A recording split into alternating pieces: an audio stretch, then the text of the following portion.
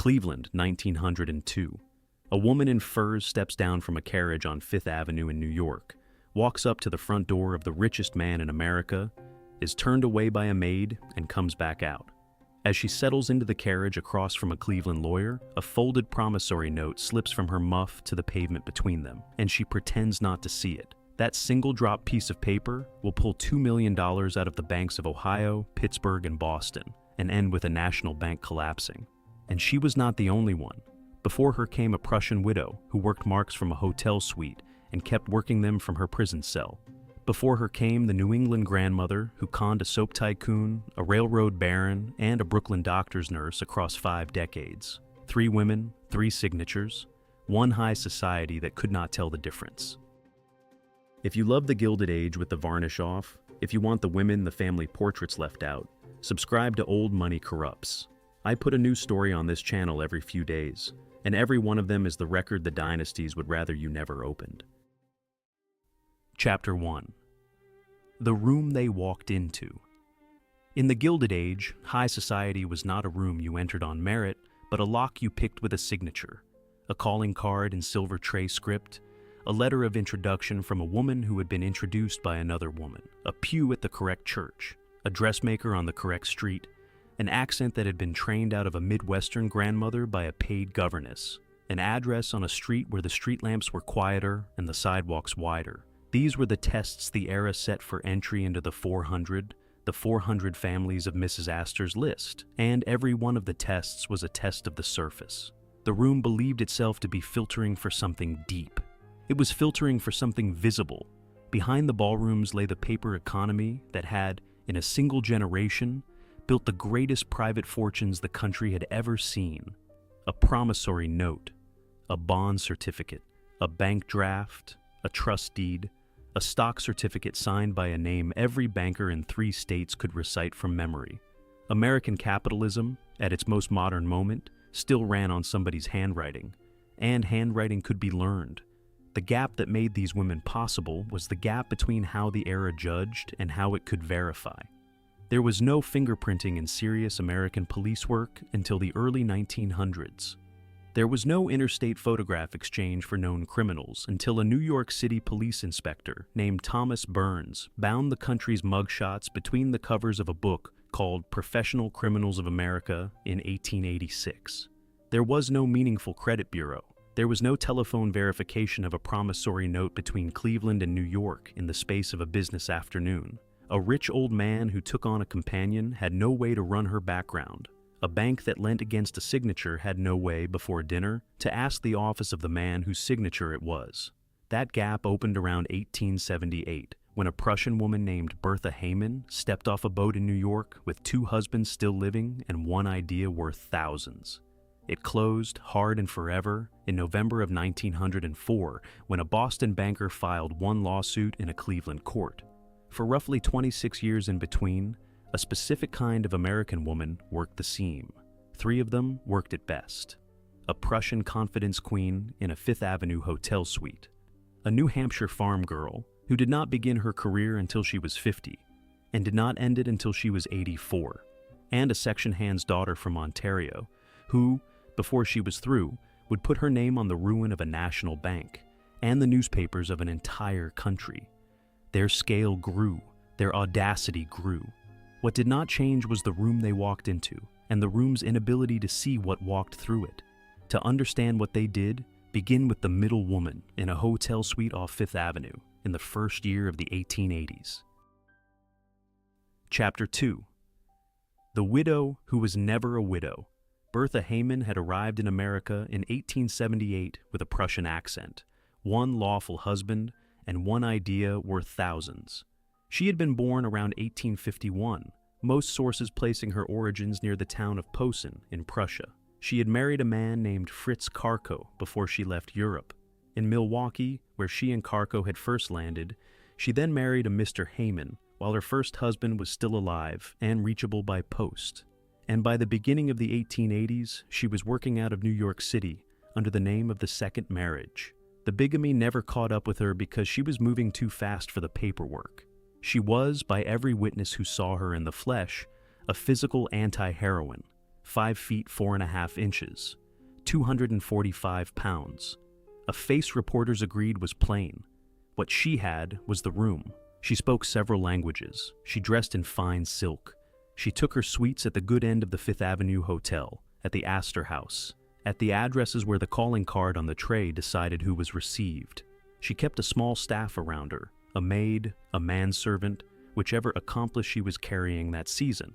She spoke of a fortune abroad in cadences that had been to a European court, and the men who came to her rooms to help her release it were the men who prided themselves on being harder to fool than that. Here is how the con worked. A well-off man of business, ideally a German immigrant in the New York German-speaking community, would be introduced to a European widow of substantial means, whose fortune was temporarily inaccessible. There were reasons. Hostile relatives had blocked probate. A Hamburg bank had frozen the account pending paperwork the widow could not, from New York, produce. A bureaucratic snag in the old country would clear in weeks, at which point the estate would be released and the widow would be, in period American dollars, a very rich woman indeed. In the meantime, she needed a short-term loan. In return, she offered a share of the estate, or the promise of a marriage, or both. The setting made the pitch, the silk, the servants, the calling cards printed with a European name, the trunk stacked against the wall of the sitting room that would have been full of bond certificates and the deeds to estates if any of it had been real. She left with the money. Her opening move on New York is documented. In September of 1880, she was sued in the Superior Court of the City of New York after obtaining $1,035 from a palace car conductor named E.T. Perrin, whom she had met on the train from Chicago. A palace car conductor in 1880 was a man of pride and modest wealth, precisely the kind of man who prized his own good sense above his own bank balance. He handed her the money on the promise of a share of an estate. She stepped off the train, and the estate stepped off with her. That is Bertha Heyman's method, complete, in her second year in the country. The rise in her case is the method. There is no arc from obscurity to power because she has neither. There is only the polished shape of the con. Run again, run harder, run in a different city, run in the same city under a different name. In February of 1881, she was arrested in London, Ontario, in the company of one Dr. J. E. Coombs, charged with conning a Montreal commercial man out of several $100s. The Canadian court took a dim view. She was convicted, and on the 29th of October, 1881, a judge sentenced her to 2 years. The judge, in reaching for a sentence, believed he was interrupting a career. He was extending it. Chapter 3. The Confidence Queen Behind Bars. On the 29th of October, 1881, a judge sent Bertha Heyman to prison for 2 years, and she took the con with her. Blackwell's Island lay in the middle of the East River, a long, narrow strip of stone and dock and workhouse that New York City used for its short-term convicts and its unwanted. From the Manhattan shore, a person could see the walls. Inside the walls, the routine was tedious, the food thin, and the mail slow, but the mail existed, and Bertha Heyman had never needed anything more than the mail. In the summer of 1883, from a cell on the island, she wrote a letter. The letter was addressed to a New York German named Charles Karp, a trustful man of modest means. The letter said that she was the owner of a strongbox held in the vault of a New York depository, containing bonds and jewelry of great value. There were storage liens owed on the box. Until the liens were paid, the box could not be released. If Mr. Carpet would send her the cash to clear the liens, she would, upon release of the strongbox and upon her own release from her present unpleasantness, repay him tenfold from the contents. Charles Karp read the letter. Charles Karp sent the money. Almost 1,000 American dollars in 1883 currency traveled by post from a working German household in New York to a cell on Blackwell's Island. The money did not go to a depository. There was no depository. There was no strongbox. There was a woman in prison dress writing letters about a vault she did not own to a man she had never met. And there was a man in New York City who was so certain he was not the kind of man to be taken that the letter caught him where his certainty was. While the Karp con was in the post, she ran a second. She befriended a fellow captive, or a captive's family, or a fellow prisoner's brother. The record is thin. What it turns on is a personal contact within the prison rather than on a letter, and she took approximately $900 of a life savings. When the 2-year sentence was up and she walked out of the workhouse and back onto the Manhattan ferry, the New York police were waiting for her at the dock. There was an older indictment. 2 New York businessmen, $1,460. She was rearrested walking off the boat. This time she received 5 years. She served them. She was released in 1887. The interview is her monument.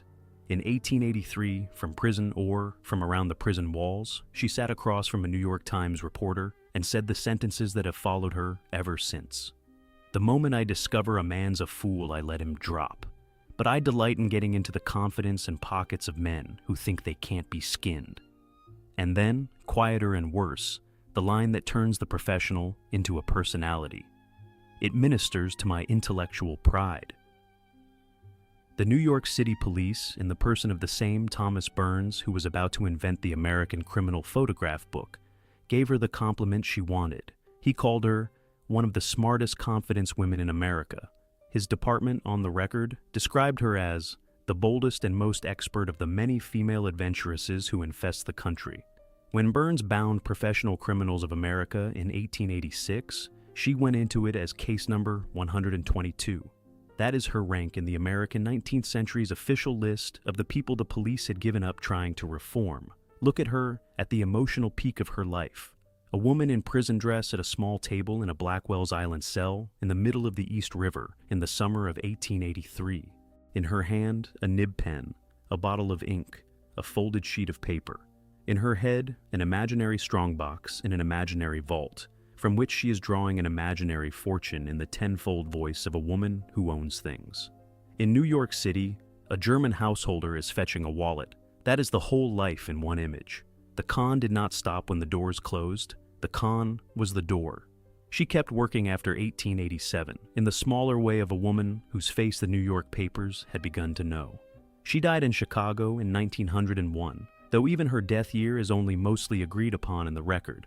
What survives after her is a small industry. Every American newspaper woman labeled a confidence queen. In the century that followed was measured against the case number in Burns. Bertha Heyman ran the confidence game for 1 score at a time. The next woman would run it for 50 years and take her marks by the tycoon. Chapter 4. Nellie Peck at 50. When Ellen Peck arrived in New York City at the age of 50, she looked like somebody's aunt, and this was the only qualification she needed. Her birth is well recorded. Ellen Eliza Knight, born the 18th of March, 1829, in Woodville, New Hampshire, a subsistence farming family of the kind the American 19th century produced by the 100,000 and did not name. She was called Nellie all her life. She married a Boston furrier named Richard W. Peck, and had what appears from the outside to have been a respectable middle-class Boston marriage. Cold rooms in the winter, a good coat in the shop window, a small circle of Boston professionals with a piano in the parlor, and a paid girl in the kitchen, until something inside the marriage or inside her went out, and around her 50th year, she left. She traveled south. She traveled south to New York. 50 was an old woman in 1879. A working woman was worn by 50. A society woman was carefully preserved by 50. Either version of American femininity on the streets of Manhattan in the late 70s was expected either to have money or to have been settled by a man who did. Nellie Peck had neither. What she had was appearance and the intelligence to know what it was worth. She was, by every account, physically unremarkable, small, gray, unshowy dress, the suggestion of a woman who had been married once, ordinarily, to a man who had provided ordinarily, and who was living out her middle age at a boarding house near the omnibus line. That aspect was the tool. She looked exactly like the kind of woman the wealthy men of the age had known all their lives. The aunt at the back of the church, the cousin who came for a fortnight in the summer, the widowed sister of a business partner, the woman who could be trusted with the household keys because there was nothing about her that suggested she had ever wanted anything you had. The vanity of the rich old American businessman in 1879 had a specific shape. He wished to believe that a much younger and unremarkable woman had genuinely conceived a liking for him on the basis of who he was rather than what he owned. That vanity was Nellie Peck's whole industry. The first big mark was B.T. Babbitt, a New York soap and baking powder tycoon, one of the wealthiest merchants of Manhattan in his generation, an old man by the time Nellie Peck reached him. She met him in the way she met all of them. She was already inside a house he trusted. She became a companion of the household. She became, every source agrees, his mistress. She became, above all, the trusted woman who moved through the study when he was not in it. In that study he kept, as many men of his class did in that decade, approximately $10,000 in negotiable bonds. Bonds you could sell for cash across a broker's counter on the Wall Street of 1880 as easily as a modern person sells a share on an app. She lifted the bonds, she sold them. And here the story of Ellen Peck becomes, permanently, the story of a woman whose imagination was one loop tighter than her Marx's imaginations. Because Babbitt did not at first understand that he had been robbed, he assumed he had misplaced the bonds. He turned the study over. He asked the servants. He asked her, and she offered to help him find them. She looked with him. She looked hard. And she charged him $5,000 for the search. He paid it. She took the bank draft. She left the house. It was somewhere between the sale of the bonds and the disappearance with the search fee that B.T., Babbitt Tycoon, one of the toughest merchants in the toughest business in New York City, understood that his mistress had, in one gesture, robbed him twice. And unlike almost every one of Peck's later victims, he called the police. She was located 4 years later and arrested. She was 55 years old at her first sentencing. She was given 4 years. She served them. In 1888, she walked out of prison and into the next chapter of a career that would run for another 25 years. Chapter 5. Every Rich Old Man in New York. The Babbitt job was the first of the century. The doctor left at the altar, and the railroad baron were only the beginning. The pattern of her release from prison in 1888 is instructive. Most 59-year-old women, having served 4 years of hard labor on a bond theft from a soap merchant, might have considered a quieter arrangement for whatever years remained. Ellen Peck considered nothing of the kind. Inside her first year of liberty, she had entered the household of a Dr. Marks. Within months, she was engaged to him. She promised marriage. She was, in short order, ahead by $20,000. And on the appointed day she was, in the courthouse phrase the New York papers of the day reached for, not present at the altar. Then came the score she boasted about for the rest of her life. Jay Gould was the railroad and telegraph magnate of the American age, a man whose name was pronounced by working people the way, in older centuries, certain kings had been pronounced by peasants. He was, at the moment she reached him, in his 50s, at the height of his private wealth and public dread, one of a handful of men in the country who could move a market by leaving his study.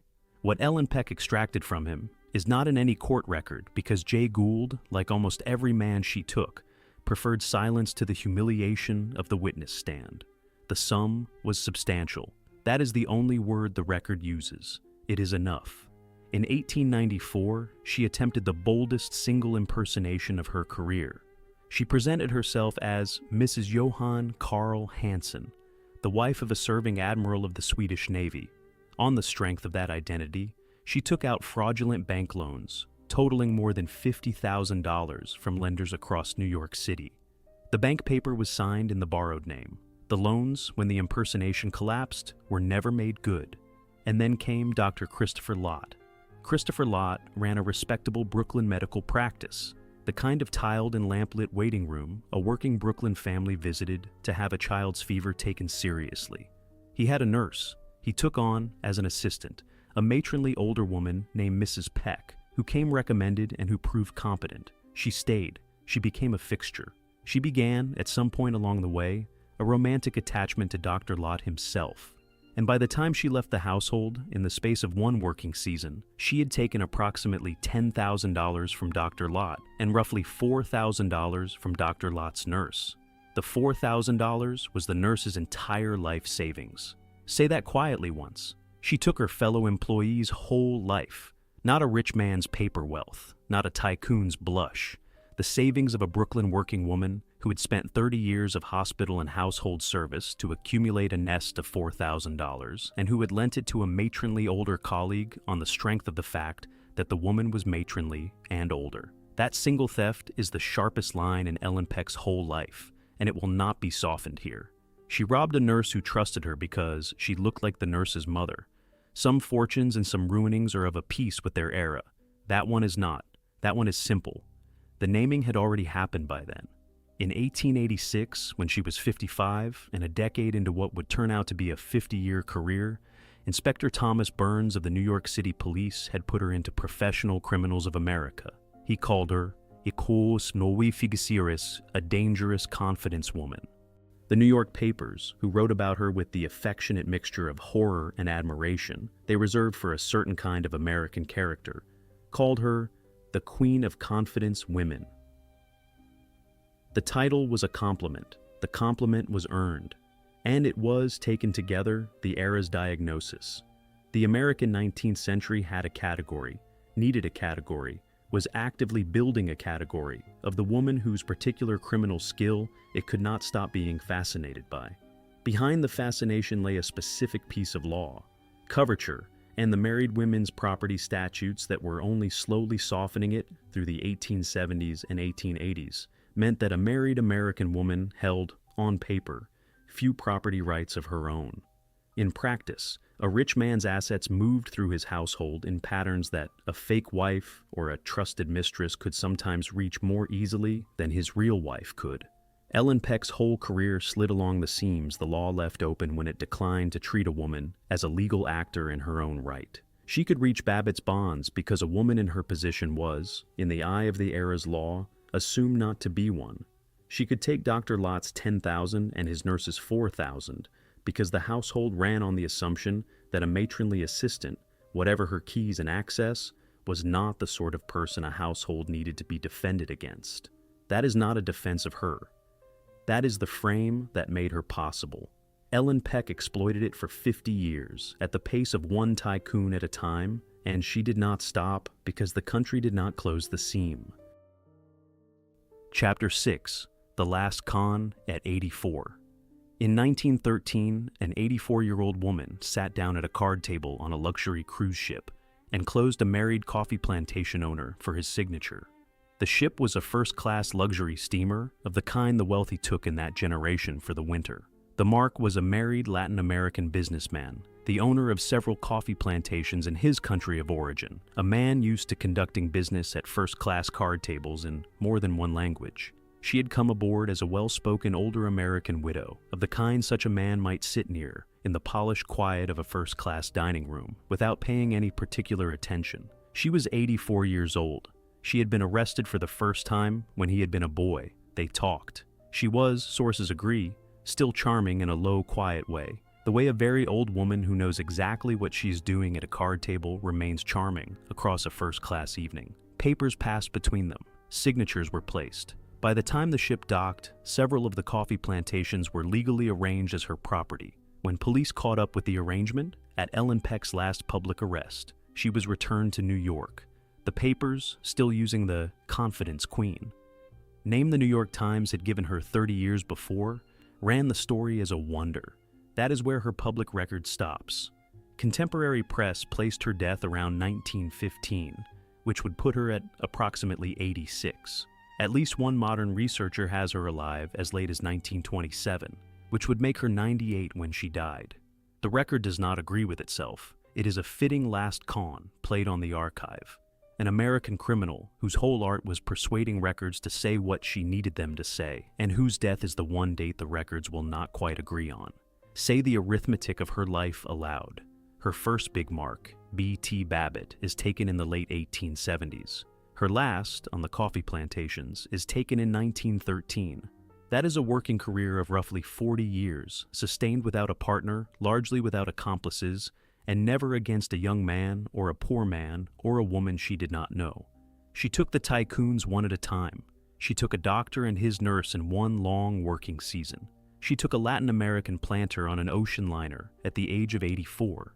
One contemporary reckoning gave her lifetime take as at least $1 million, and that figure is almost certainly the lifetime. Not a bank balance, because Ellen Peck was not a saver. The money seems mostly to have moved through her. She spent it, gave it away, was in turn robbed by lovers of her own, and left, at the end, whatever was left, so little accounted for that the record cannot fix even her death year. Fix her at her collapse to a single image. a first-class cabin on a luxury steamer in 1913.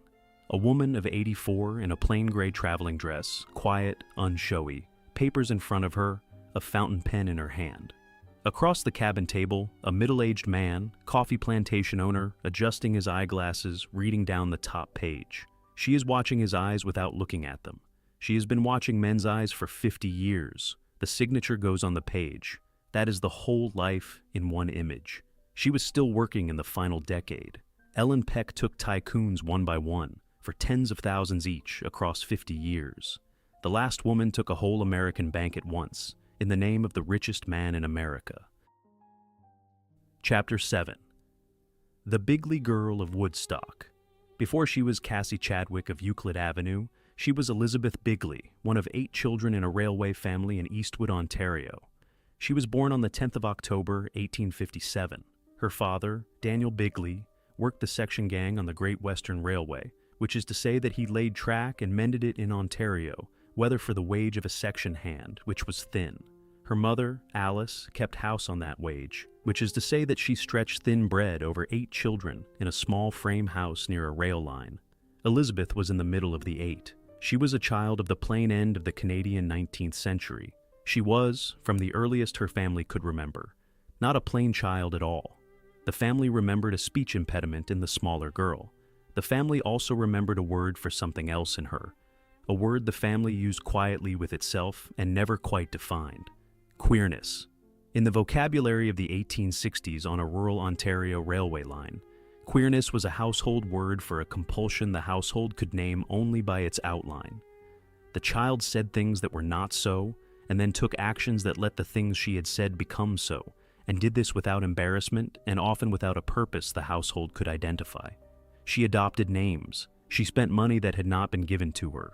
She told the grocer that a package was coming that would settle everything, and the package did not come. That family word for something the family did not have a treatment for is, on the record, the earliest description we have of the professional Elizabeth Bigley was about to become.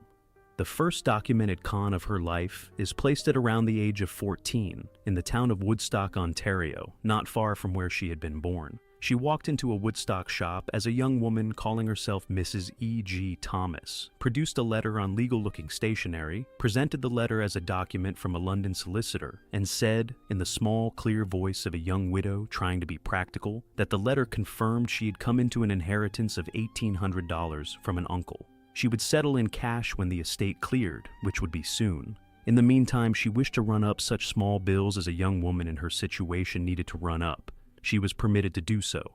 The bills mounted. The estate did not clear because there was no estate.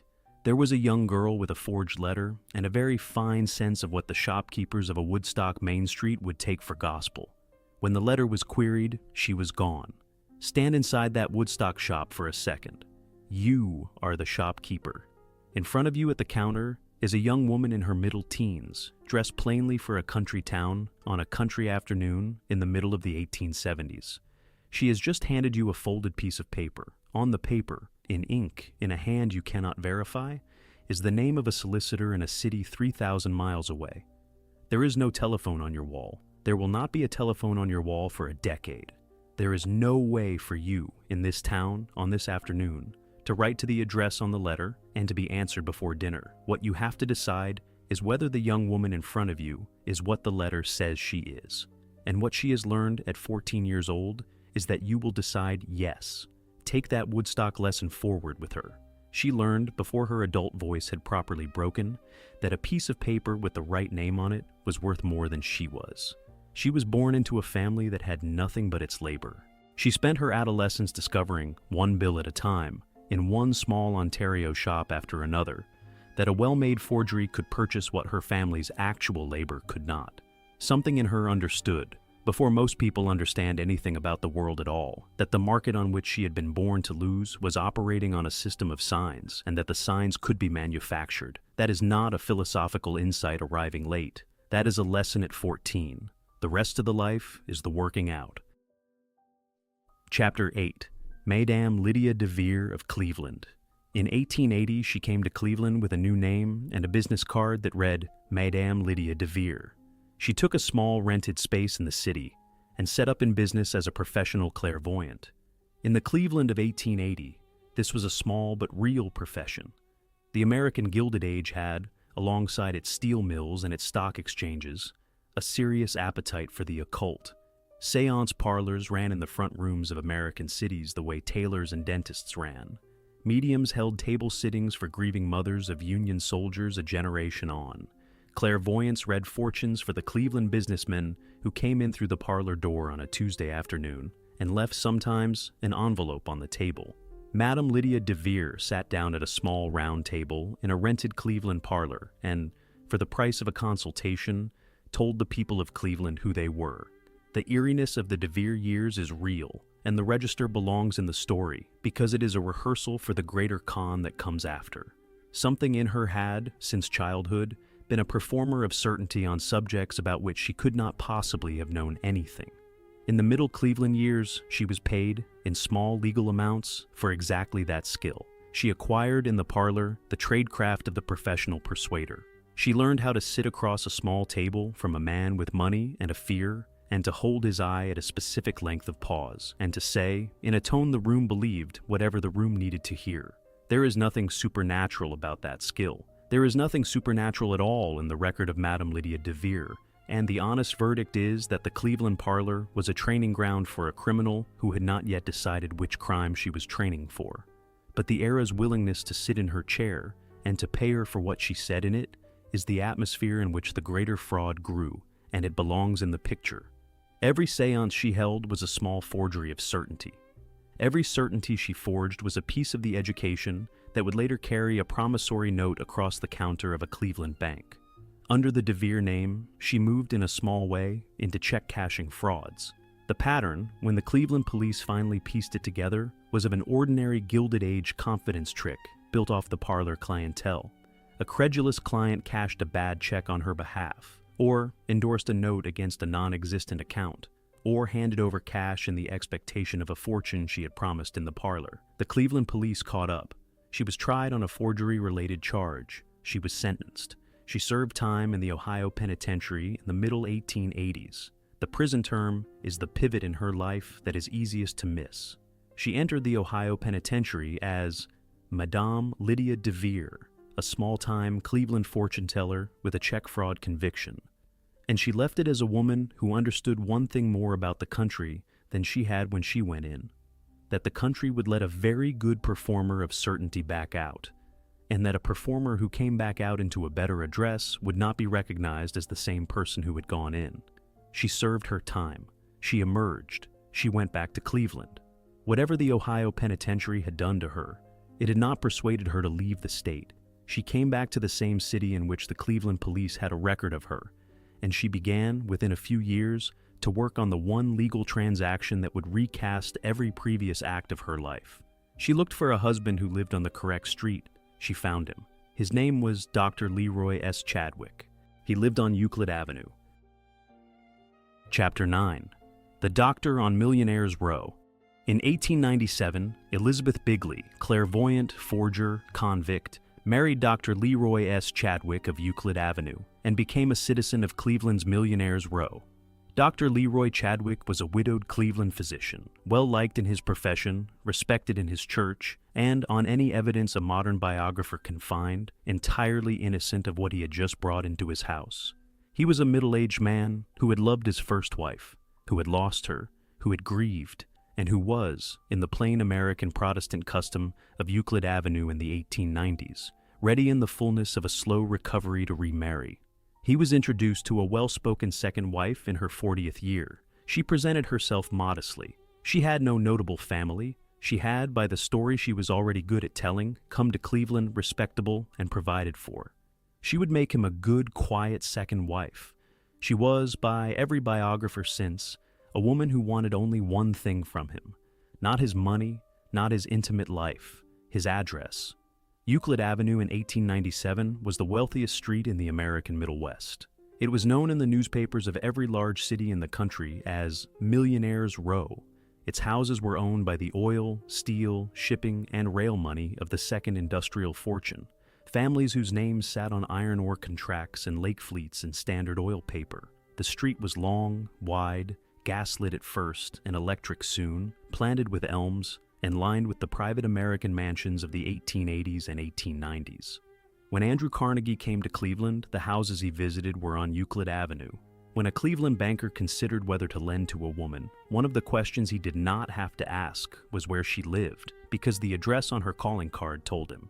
Elizabeth Bigley moved into the Chadwick house at 8329 Euclid Avenue as the doctor's second wife.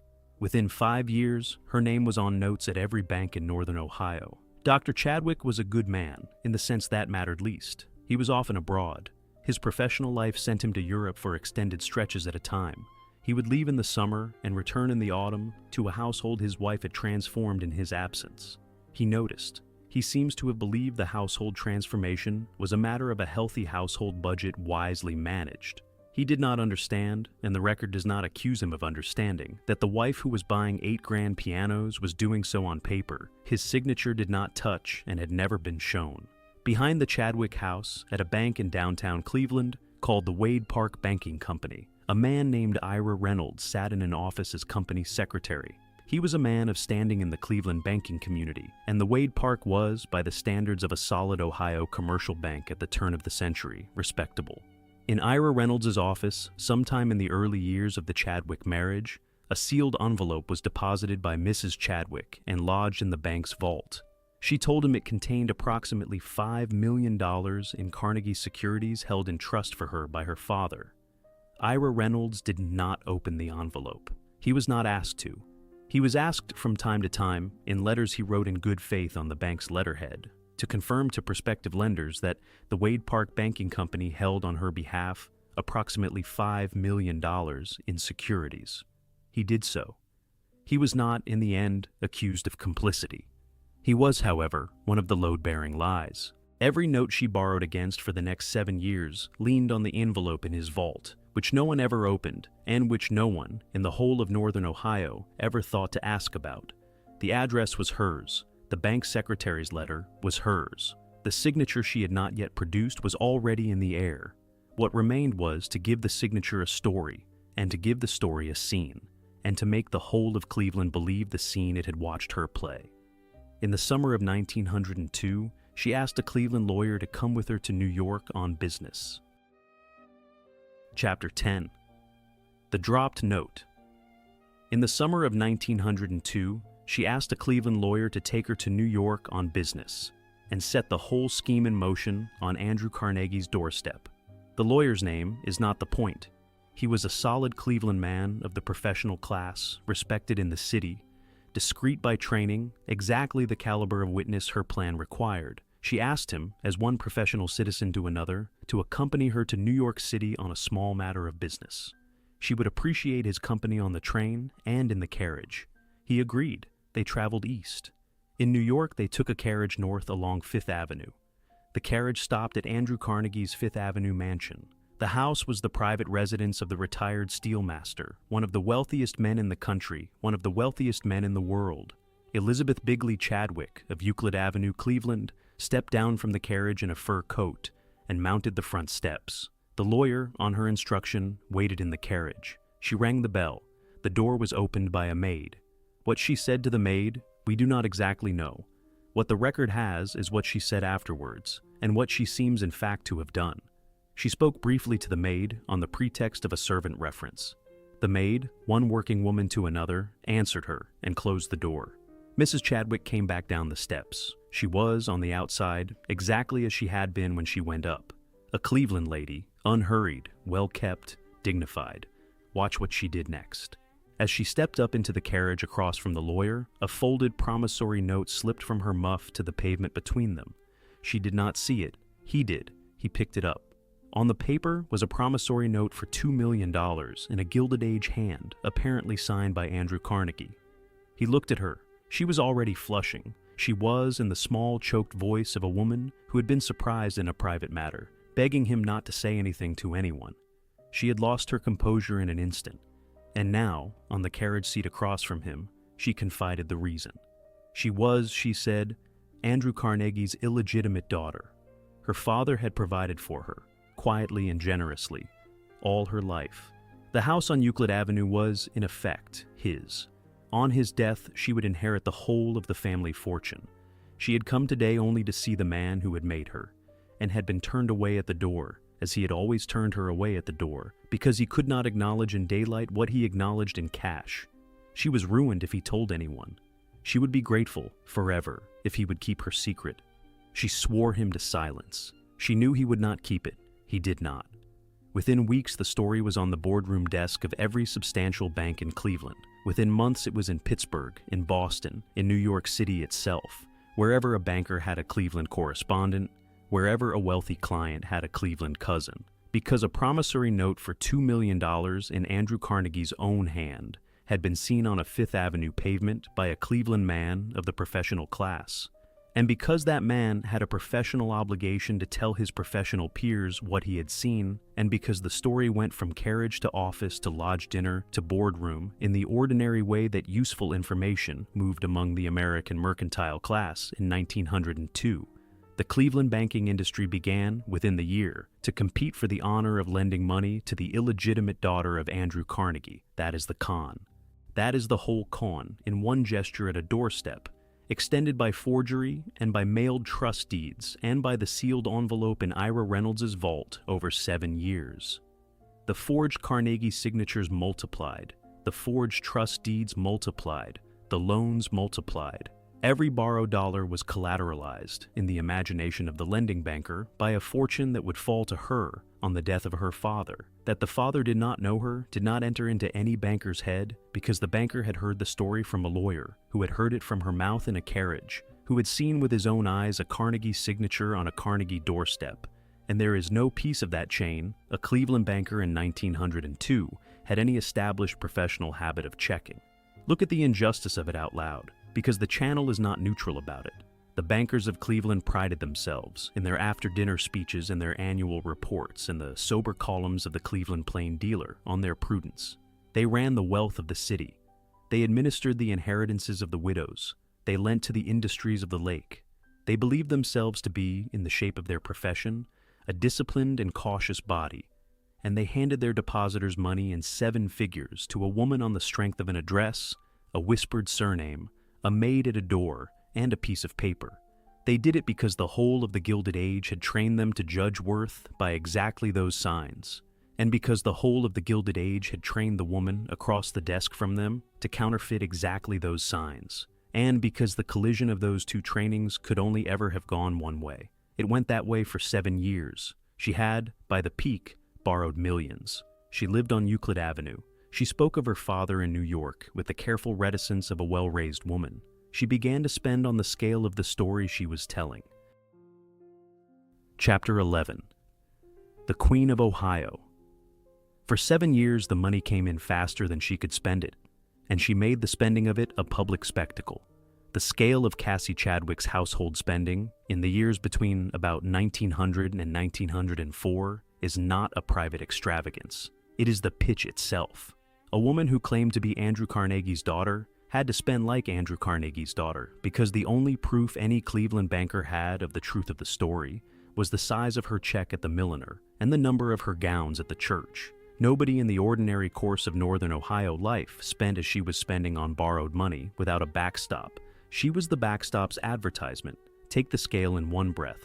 She bought entire trays of unset gems on a single afternoon at the counter of a Cleveland jeweler. She bought 8 grand pianos. She bought 12 solid gold picture frames. She had a gold organ installed in the living room of the house on Euclid Avenue. She had 30 closets in the house, and every closet was full of clothes. She had a pearl necklace valued at $20,000, a sum that will be spent, at her collapse, on a dancer in New York called La Petite Adelaide. She bought whole shopfuls of children's toys in a single visit to please, one thinks, no particular child. One Christmas Eve, she gave her husband a surprise, an overnight complete makeover of the Chadwick residence, undertaken while he slept in an upstairs room, so that he came downstairs on Christmas morning to a different house. The nickname arrived in the newspapers of Cleveland first, and moved up the map. In Cleveland, she was called the Queen of Cleveland, and after the story traveled, the Queen of Ohio. By the end, the New York papers were calling her the Queen of Frenzied Finance. Every crown was the era's tribute to the theater she was staging on Euclid Avenue, and the theater was the point. Set a scene on Euclid Avenue in a warm afternoon in 1903. The doors of the Chadwick house are open. It is a small reception. The neighbors have come. They are the neighbors whose husbands, quietly at their bank offices downtown, have written her a note against a Carnegie envelope in a Wade Park vault. Their wives are wearing their spring silks and their small good jewels. Mrs. Chadwick is wearing the pearl necklace at $20,000. She is not showy about it. She receives them in the ordinary way a Cleveland hostess receives her Cleveland neighbors, and she talks about the doctor's practice and about her father in New York, only very briefly and only when asked. She is not overplaying it. The room does not know it is being played. The room believes it is being included. That is the room's professional flaw, and it is the whole American Gilded Age's professional flaw in miniature. Pause on Dr. Leroy Chadwick. He is not on Euclid Avenue that afternoon. He is somewhere in Europe, resting from a long American practice on a modest professional inheritance and a comfortable second marriage. He writes home. He asks about the household. He is told the household is well. He has no way of knowing in that European summer that his wife is at that moment borrowing on his address across half the state of Ohio, that his own name is on none of her notes, and that the whole edifice is one honest question away from collapse. He is oblivious. And the channel will not pretend that his obliviousness is anything but the obliviousness of a decent American professional man who trusted his wife. Everyone else was also oblivious. That is the pattern the surface culture produced. A whole city took a woman at her spending, because the spending was the confirmation of the story that had permitted the borrowing that had funded the spending.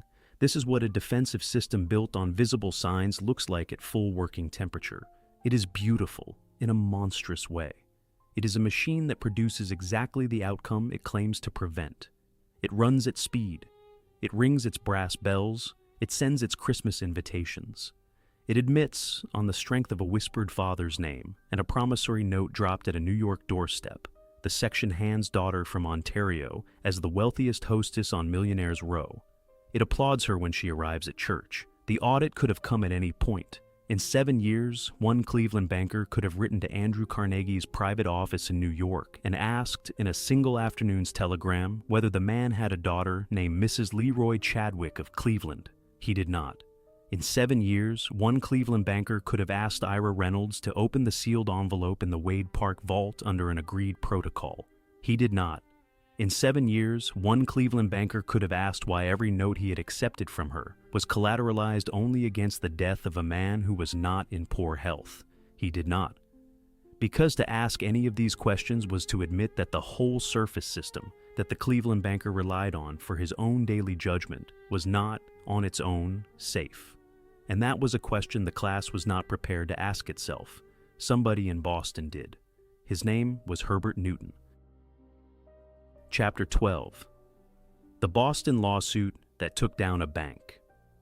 On the 2nd of November, 1904, a Boston banker named Herbert Newton filed suit for $190,800, and the whole 7-year machine came apart in 72 hours. Herbert Newton is a small figure in her story, in the sense that he is not one of the great men she had spent 7 years persuading. He was a Boston lender, well within his professional rights to expect repayment on a note that had come due, and unlike the Cleveland and Pittsburgh bankers who had preceded him in her books, he was not fond enough of the story to prefer silence. He wanted his money. He filed. The court in Boston docketed the suit on the 2nd of November, 1904. The next morning, the wire services carried it. The consequences moved faster than the wire.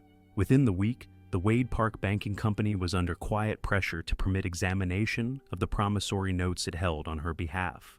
The notes were examined. They were pronounced forgeries. The Carnegie signature on every one of them was a signature Andrew Carnegie had never made. That fact traveled by newspaper and by boardroom telephone to every bank in the state of Ohio that had lent against a similar note. There were many. The panic that broke on the streets of Oberlin, Ohio, in the days that followed was the panic of a small college town whose small national bank had, without fanfare, become the single largest holder of paper on Cassie Chadwick's account. The Citizens National Bank of Oberlin had lent her, over the years, approximately $240,000. Its depositors ran. The bank did not have the cash to meet them. It failed. Its president, Charles T. Beckwith, was personally ruined in the failure. He died soon after. The uneven human cost of the whole 7-year Chadwick spectacle was concentrated in that one small Ohio town, and in that one older man in a Cleveland office. He had trusted a colleague. His town lost its bank. His health did not survive it. Say his name? Charles T. Beckwith. He was the person the con actually killed. Cassie Chadwick fled to New York. She was arrested there in early December, in the ordinary anticlimax of an American criminal collapse, and she was returned to Cleveland to stand trial. The Chadwick house on Euclid Avenue was a tourist site for weeks. Cleveland children went to look at it. The Cleveland papers wrote about her wardrobe. The New York papers wrote about her father. Her father, who was not her father, gave a press statement. Andrew Carnegie, at his own desk in New York City, issued to the reporters gathered outside a short and scrupulous line quoted in every American paper the next morning. Mr. Carnegie does not know Mrs. Chadwick of Cleveland. Mr. Carnegie has not signed a note for more than 30 years. Read the second sentence twice. He had not signed a promissory note in 30 years. That was a fact any one banker in Cleveland could have surfaced in one afternoon's telegram at any point in the previous 7. Not one had asked. Andrew Carnegie's professional habit had been public and consistent for a generation, and the entire Cleveland banking community had, for 7 years, taken and lent against notes purporting to bear a signature he had not put on paper since before the fraudster on trial had left Ontario. That is not a Cassie Chadwick failing. That is a Cleveland banking failing. That is a Gilded Age failing. Cassie Chadwick, at the reporters, gave her line too. Asked to explain what she had done, she raised her chin the fraction of an inch. A woman who has been on stage for 7 years raises it, and she said, in a voice already at some remove from the room, "Yes, I borrowed money in very large amounts, but what of it? Plant that line. It will return." The Cleveland trial opened in early March 1905. The prosecution laid before the jury the forged trust deeds, the forged Carnegie signatures, the sealed envelope from the Wade Park vault, whose contents proved to be, in the phrase the newspapers reached for, waste paper. The defense had almost nothing to say. On the 10th of March 1905, the jury returned a verdict of guilty on 7 counts of conspiracy against the United States and conspiracy to wreck the Citizens National Bank of Oberlin. The judge sentenced her to 10 years in the Ohio Penitentiary and a fine of $70,000. At the back of the courtroom, on one of the days of the trial, in his black overcoat, hat in his lap, a small elderly man from New York sat and watched. Andrew Carnegie had come himself. He had come, one biographer of him has said, to see the woman who had used his name so completely for so many years. He looked at her. He did not stay long. He went home. Chapter 13. The Ohio Penitentiary.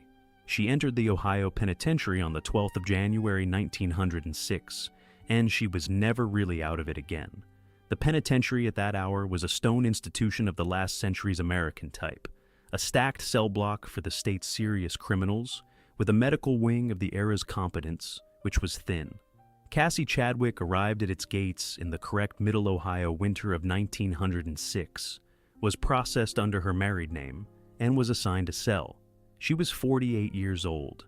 She had been Mrs. Chadwick of Euclid Avenue for 8 years, and before that, in various names and in various rented rooms, a professional liar for approximately 35. Whatever kept her upright when she was performing did not survive the ending of the performance. She lost weight immediately. Prison reporters and later prison physicians described a rapid, striking wasting of the body in the first weeks. She had been a substantial, handsome woman on the Cleveland streets. Inside a month behind those walls, she was a hollowed-out version of that woman. The prison physician's report used the phrase reporters would repeat: total nervous collapse. Whatever her nervous system had been holding together during the 7 years of the great performance, it stopped holding. She ate poorly. She slept badly. She was ill more or less continually. In an era of primitive prison medicine, this was a slow way of dying. She died on the 10th of October, 1907. That date is not a coincidence. The 10th of October, 1907 was Elizabeth Bigley's 50th birthday. Sit with that for one sentence. She had spent almost 40 of her 50 years working an American lie so precisely that a Cleveland bank had failed for love of it, and she had died in a state prison medical wing on the exact anniversary of the birthday of a Woodstock child no living person any longer remembered. She was buried in the small, quiet way an executed reputation is buried, in a cemetery in Woodstock, Ontario, under her maiden name, Elizabeth Bigley, the last con of her life, and the only true one. The woman who died was the one who had begun. Every intermediate identity, Madame Lydia DeVere, Mrs. E.G. Thomas, Mrs. Leroy Chadwick, the illegitimate daughter of Andrew Carnegie, the Queen of Ohio, went into the ground with her. Look, one last time, at what she left standing. The house at 8329 Euclid Avenue in Cleveland outlived her by nearly 3 decades. Through the years of her trial, it was a tourist site. Cleveland families walked past it on Sunday afternoons and pointed. Its gold organ was inventoried and sold. Its 8 grand pianos went to auction. Its 30 closets of clothes were photographed. The pearl necklace at $20,000, which had once been the visible collateral of the entire imaginary Carnegie fortune, went to a New York theatrical dancer. The house itself was demolished in the 1930s in the ordinary course of Cleveland urban clearance, and Cleveland Historical still holds a photograph of the building on the eve of its demolition. The doctor moved on. The banks that survived recorded her losses in their annual reports as prudent lessons, and continued in business. Andrew Carnegie, whose signature had funded the whole spectacle without his knowledge, outlived her by more than a decade and died a rich and public philanthropist in the fullness of his own long professional life. She left no house of her own. She left no jewel of her own. She left no honestly earned dollar. She left, on paper, only a page in Burns and a folder in the Cleveland courts and a small unmarked stone in a churchyard 3,000 miles from any bank she ever borrowed from. And she left, in the American criminal record, the template every future American fake heiress story would be measured against, for the whole century after her death. Her scheme was the ceiling. It is still the ceiling. She was, by the last honest measure any historian can apply, the most successful confidence artist of the American Gilded Age. And she died on her 50th birthday in a state prison medical wing on the anniversary of a girlhood, in a house on a railway line she had spent her whole adult life denying she had come from. That is where the framed subject rests. Come back now, with what she and the other two have taught, to the room they walked through. Our Chapter 14. The room was never what it claimed. The dynasties that survived the Gilded Age press are the ones whose surfaces were more expensive to fake than these 3 women found the time to imitate. Say the sentence again, because the whole 90 minutes has been arguing for it. The dynasties who survived the American Gilded Age press with their fortunes and reputations intact are, in a great many cases, the dynasties who happen to build a surface too complex, too expensive, too old to be counterfeited by a working professional in the space of a decade. That is not the same thing as saying they were honest. That is not the same thing as saying they were worthy. That is saying that the room's own defense system was so specifically a surface defense system that survival inside it was, in the end, a matter of who could keep the surface polished for the longest and at the greatest cost. The 3 women in this video, none of them Astors, none of them Vanderbilts, none of them Whitneys, ran the surface for as long as their private resources could keep it polished. And when their private resources ran out, they were exposed. The Astors, Vanderbilts, and Whitneys had rather deeper resources. Think about the room they walked through. It was the room of Mrs. Astor's 400. It was the room of the calling card and the silver tray, the pew at Grace Church, the introduction by an approved hostess, the note from a solicitor on the correct London street. It was a room designed by its inhabitants to filter for people like themselves, and it worked exactly as it was designed to. Its failure was not that it let in the wrong sort of person by accident. Its failure was that it accepted, as proof of the right sort of person, evidence any sufficiently patient professional could produce. Bertha Heyman produced it in a hotel suite. Ellen Peck produced it in a Brooklyn medical practice and on an ocean liner. Cassie Chadwick produced it on Andrew Carnegie's doorstep and in a Wade Park vault. There is a world that made Bertha. It was the world of Fifth Avenue hotel lobbies in the 1880s, of the German immigrant business class that had money and no Old English name to protect, of the era before the New York police carried her photograph in the daily book. That world was small, and it was hungry, and it was greedy for the story a Prussian widow with a good calling card was telling, and its greed was her employment. There is a world that made Nellie. It was the world of the rich old American businessman in his 60s and 70s, alone in a large house with a Chinese carpet in the study and a wall safe he sometimes forgot to close, whose vanity was that a matronly older woman had come, at last, to appreciate him. That world was old, and it was rich, and it was, in its private vanity, defenseless against a woman who knew what the vanity was made of, and its vanity was her employment. And there is a world that made Cassie. It was the world of Millionaires Row in Cleveland, of the Wade Park Banking Company vault, of the Cleveland banker who prided himself on his prudence, of the newspaper reader in Pittsburgh and Boston and New York, who read that a Cleveland doctor's wife was Andrew Carnegie's illegitimate daughter, and did not think it necessary to check. That world was new, and it was rich, and it was in a hurry. And it was so certain of its own filtering that it filtered a section hand's daughter from Ontario into the accounts of every bank in northern Ohio. Its certainty was her employment. 1 century of tolerating what its own culture produced. 1 habit of taking a woman at her calling card. 1 accumulated act of collective looking away. That is the room the 3 of them walked through. And that is the room that walked away from them.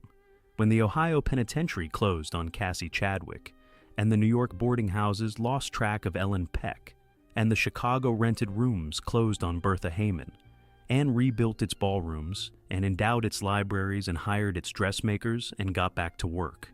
You know what she said at the end? Cassie Chadwick to the reporters, chin lifted the fraction of an inch. Yes, I borrowed money in very large amounts, but what of it? Answer the question on her behalf, on Bertha Heyman's behalf, on Ellen Peck's behalf, on the era's behalf. What if it was Charles Beckwith of the Citizens National Bank of Oberlin, dead of a ruin he did not cause? What if it was the $4,000 of a Brooklyn nurse who had trusted a colleague?